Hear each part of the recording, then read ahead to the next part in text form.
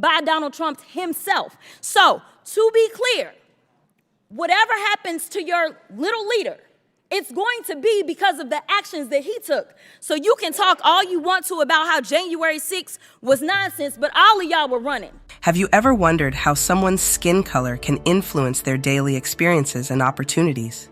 This concept is known as white privilege, a social advantage that benefits white individuals, often without their awareness. Come along as we explore the subtleties of this important topic and break down examples from real life. Are you prepared to question your viewpoint? The benefit that people receive from society just because of the color of their skin is known as white privilege. It's not that white people haven't experienced hardship. Rather, systemic biases have made it less likely for them to encounter particular difficulties. We're going to jump into a section of the most recent committee meeting when Ms. Mace makes some pointed remarks. She claims that Hunter Biden exemplifies white privilege. But let's go back a little. Isn't this the same Ms. Mace who supported Trump resolutely throughout his legal proceedings? This change in her attitude is interesting to observe. Chair recognizes Ms. Mace from South Carolina. Thank you, Mr. Chairman, Chairman Comer. First of all, my first question is, who bribed Hunter Biden to be here today? That's my first question. Second question, you are the epitome of white privilege, coming into the Oversight Committee, spitting in our face, ignoring a congressional subpoena to be deposed. What are you afraid of? You have no balls to come up here and... Mr. Chairman, point of inquiry. Mr. Chairman, If the ladies recognize... If the gentlelady wants to hear from Hunter Biden, we can hear from him right now, Mr. Chairman. Let's take a vote and hear from Hunter Biden. What are you afraid of? Hold on. Order. Are women allowed to speak in here or no? Are women allowed to speak in here or no? Could you keep interrupting me? I'll interrupt the chairman. I don't know that he's a lady. I think that Hunter Biden should be arrested right here, right now, and go straight to jail. Our nation is founded on the rule of law. Come on. And the premise that the law applies equally to everyone, no matter what your last Point of order, name. Mr. Chairman. Point of order. It doesn't matter who you are. Point of order, Mr. Chairman. Biggs over here. Donald Trump Jr. Biggs over here. State your point, Mr. Biggs. Yeah, my point of order is this. Are we going to continue on with this blatant interruption? This is absurd and inappropriate. I intend to give my statement. I don't intend to have anybody interrupted. I'm not going to interrupt your statements. I think you should have decorum and courtesy and don't act like a bunch of nimrods. You just interrupted a woman. And that's five. I got permission. Can we agree everyone has Mr. 5 Chairman, minutes? Can we agree? Point of order again. The assertion that I interrupted was absolutely false. That's typical of the gentleman who spoke it.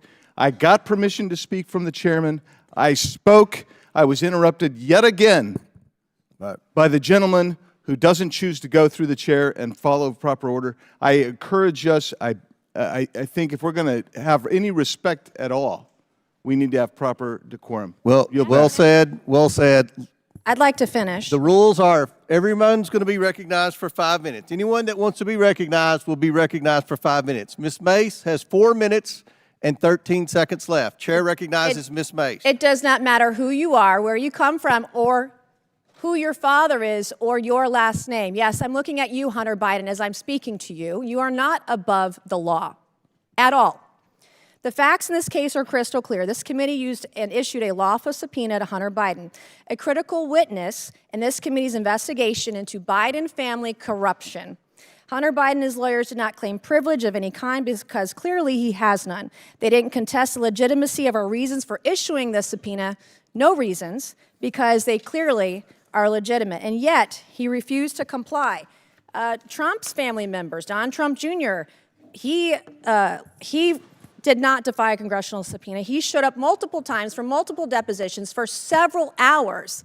In doing so, Hunter Biden broke the law. He did so deliberately. You did so flagrantly. You showed up on the Hill, on the Senate side, the day of that congressional subpoena to defy it and spit in the face of this committee. That's what you did. The question the American people are asking us is, What is Hunter Biden so afraid of? Why can't you show up for a congressional deposition? You're here for a political stunt. This is just a PR stunt to you. This is just a game that you are playing with the American people. You're playing with the truth. Hunter Biden wasn't afraid to sell access to Joe Biden to the highest bidder when he was in elected office. He wasn't afraid to trade on the Biden brand, peddle influence, and share those ill-gotten gains with members of his family, including Joe Biden. He wasn't afraid to compromise the integrity of the presidency and vice presidency by involving Joe Biden in shady business deals with our foreign adversaries. But Hunter Biden, you were too afraid to show up for a deposition. And you still can't today. I believe that Hunter Biden should be held completely in contempt. I think he should be hauled off to jail right now, because it wasn't long ago, too, my friends on the other side of the aisle, that you also believed in the power of a congressional subpoena. Not long ago at all. You believed in holding those who refuse to comply with a congressional subpoena accountable. And I stood with each and every one of you. I am the only member in this room today who has held a member of my own party in contempt of Congress for not showing up for a subpoena. And I see nothing but complete hypocrisy on the other side of the aisle. The ranking member of this committee even so eloquently put it, the lesson is, please tell your children out there in America, if you get a subpoena to go before Congress, go. You have a legal responsibility to do so. So the hypocrisy is stunning. What are we to tell our children today? There's nothing the other side can say with a straight face. As the only member of this committee to vote to hold a member of contempt of my own party, let me be clear, this should not be a partisan issue. If Congress issues a subpoena, you show up, period. This is not a responsibility we take lightly. It brings no joy for us to do this, but the president's son broke the law and must be held accountable in the same way anybody else would. Let's dissect it now. Ms. Mace was outspoken in her defense of Trump throughout his trial, frequently downplaying the accusations and emphasizing other stories. As we fast forward to this committee meeting, we witness her disparaging Hunter Biden by calling him out on his white privilege. Here, there is a sharp contrast that begs the question of whether her opinions are consistent. It's important to keep in mind that the phrase white privilege carries a lot of weight and adds significant historical and social background to the discussion. It appears that Ms. Mace is using it purposefully in this instance to draw attention to any perceived biases or injustices. But given her prior defense of Trump, it appears that a different standard is being applied. Is this a situation where politics is at play, or has Ms. Mace's viewpoint actually changed? In any case, it's a daring declaration that undoubtedly caught everyone's attention. Representative Jasmine Crockett demonstrates her bravery by confronting her opponents head-on and without hesitation. Time's expired. Chair now recognizes Ms. Crockett for 5 minutes. Okay, all right. So we love the Constitution today, and we also want to talk about foreign money coming in. Have y'all seen the report that was just produced where this chairman decided that he was going to block this committee from receiving additional information about y'all's guy, Trump, and all the money that he took? From what we did receive, we know that Trump got almost $6 million that we can account for, and we know that there's more there. From China specifically, we found almost $8 million total that he accepted from foreign governments while he was serving as the president of these United States. But we're concerned about the president's son who has not been involved in his administration. I just want to run it back, though, to the very beginning, because this is something that I just can't get over. I can't get over the gentle lady from South Carolina talking about white privilege.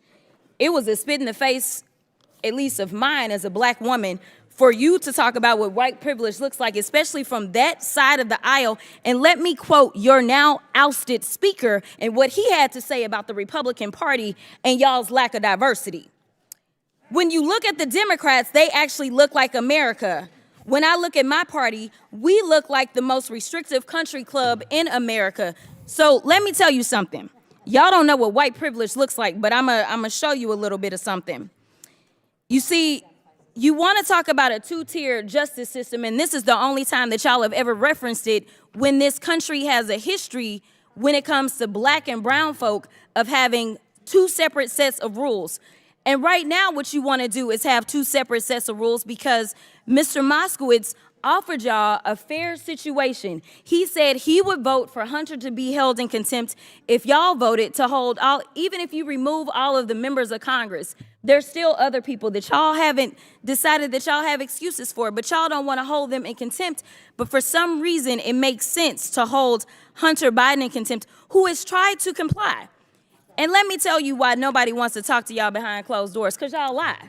That's just the bottom line. You have done it thus far in this investigation. You have done it this far as it relates to this committee. In every single hearing, y'all spin, spin, spin. I don't know how y'all are still standing right now, because you should be quite dizzy from all the spinning that you're constantly doing when it comes to spinning the truth. You talk about free and fair elections, but you back a guy who we know tried to steal the election. And this isn't about what Democrats have to say. Let me remind you, for those of you that don't know how the justice system works, it's not a matter of the president went in and indicted Trump, but we are talking about grand juries. Grand juries are comprised of American citizens, and the people that have entered pleas of guilty that will be flipping on your leader in a minute, they are Republicans. I do want to point that out. And half of them were Republicans that were handpicked by Donald Trump himself. So, to be clear, whatever happens to your little leader, it's going to be because of the actions that he took.